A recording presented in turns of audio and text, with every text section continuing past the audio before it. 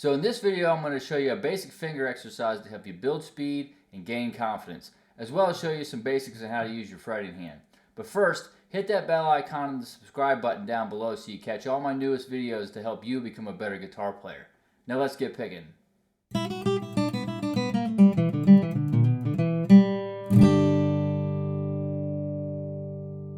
Let's start by going over the correct way to put our fretting hand on the neck of the guitar and the right way to put our fingers on the frets.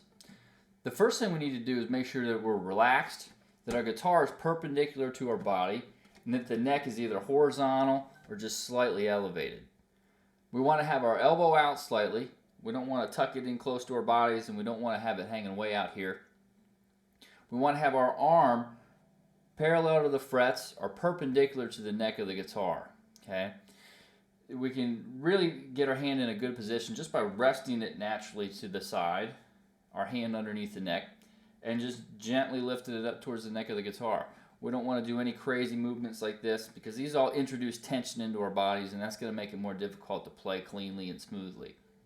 The next thing we need to talk about is how to position our thumb behind the neck. Now when we lift our hand up to the neck, our thumb should naturally want to go to the back of the neck. We can put our thumb in a couple different positions. We can put it right in the middle of the neck like this, off to the side, and we can even have it at a 90-degree angle or parallel to the frets like this. And any of the positions in between are also fine. You're going to have to figure out what's most comfortable for you. The one thing we don't want to do is have our thumb hanging over the neck like this, because it's going to make it really difficult to reach the lower sixth string. Now that we have our thumb in a comfortable, relaxed position on the back of the neck, we want to talk about what our wrist is doing.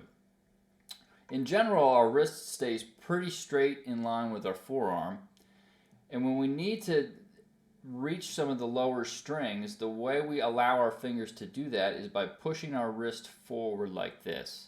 Now I'm exaggerating it right now quite a bit to illustrate my point, but this is the motion that we do in order to reach the lower strings and to make sure our fingers are always in a comfortable in really the best position to get a nice clean position on the frets on all 6 of the strings. So now that we have our wrist and our arm where we want them to be, let's talk about how to put our fingers on the frets. Like our arm, we want our fingers to be parallel to the frets. Now when we go down to the lower strings, we have to put them at a little bit of an angle, but as soon as we start to come up the neck, our fingers straighten out and they're all very parallel to all the frets. In order to get a nice clean sound, we want to place our fingers right behind the fret we're trying to play. The further back we put our finger, the more pressure we have to apply to that string in order for the note to ring cleanly. You'll notice that you have to apply significantly less pressure if you have your finger right behind the fret, and it gives us the cleanest sound. It also allows our fingers to stretch without having to stretch any further than they have to. Now you'll notice I have my fingers curved, and that's because we always want to play with the tips of our fingers when we're playing individual notes. Now there are exceptions to that, but we won't worry about that until we get into some more advanced topics like bar chords. So we're keeping our fingers right behind the frets. We're using the very tips of our fingers, and our fingers should be nice and curled so when we go and start playing multiple strings at a time, our fingers aren't touching other strings and preventing other notes from ringing. Now like I said earlier, when we start to go down to the lower strings, we start to bring our wrist out like this, and that allows our fingers to stay curled, gives us enough reach to get down to that lower 6th string, and keeps our arm and our wrist in a comfortable position where we're not straining. If you're uncomfortable or something hurts or doesn't feel right, it's probably because you haven't positioned your arm or your wrist the way we talked about earlier. So go back and watch that again and make sure you're in a position that's comfortable and that's going to allow you to play without any tension. Now let's go ahead and get started with the exercise. We can play this exercise anywhere on the neck, but I like to do it on the 5th fret. The numbers I start calling out are going to be referring to our finger numbers and not the frets of the guitar, because again we can play this anywhere from the 1st fret all the way up the neck as high as we want to go. Our index finger is going to be our 1st finger, our middle finger is our 2nd finger, ring finger is our 3rd finger, and our pinky is our 4th finger. So let's start by putting our index finger on the 5th fret, right behind the fret, using the very tip of our finger. We don't want our knuckle to collapse like this because it usually means we're pushing too hard or we're trying to play with the side of our finger.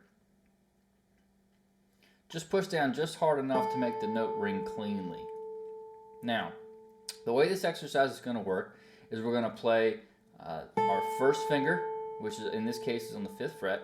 Then we're going to play the next note with our second finger, then the 3rd finger, and then the 4th finger. We want to leave all 4 of those fingers down as we go up the neck, and we want to put all of our fingers right behind the fret, with the exception of the pinky. The pinky, sometimes you just have to get it on there however you can until you develop some strength and some dexterity with it. So let's do that again. First finger, second finger, 3rd finger, 4th finger.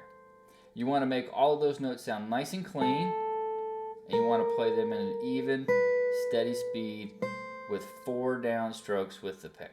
Now, once you've done that on the first string, you can do the exact same thing on the second string. Then the 3rd string, the 4th string, the 5th string, and the 6th string. Then if you like, you can come all the way back to the first string.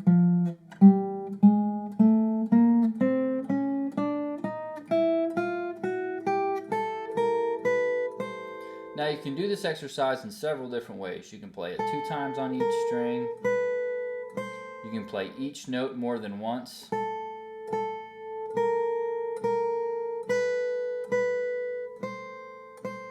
You can start to experiment with down-up picking or alternate picking.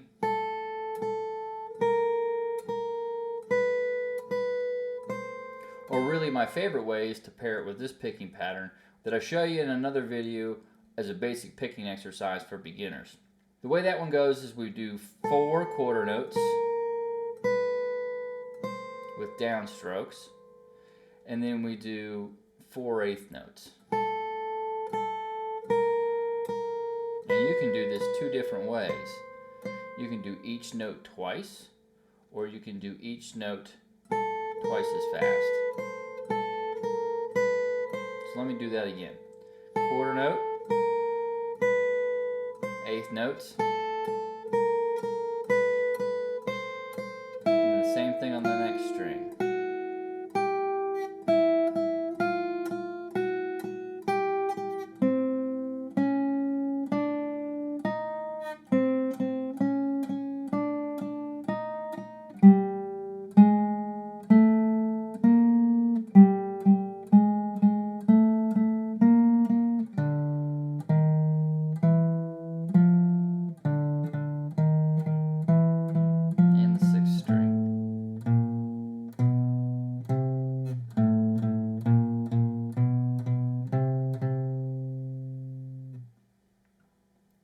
Now let's play it the other way.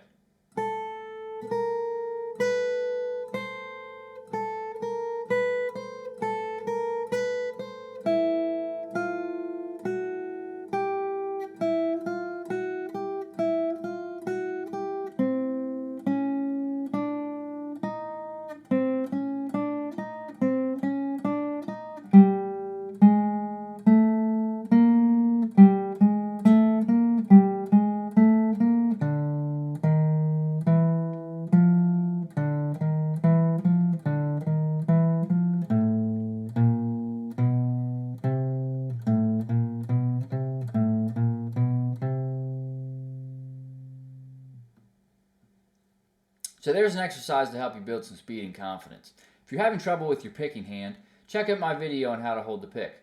Make sure you hit that subscribe button and the bell icon down below so you don't miss any of my videos on how to make you a better picker.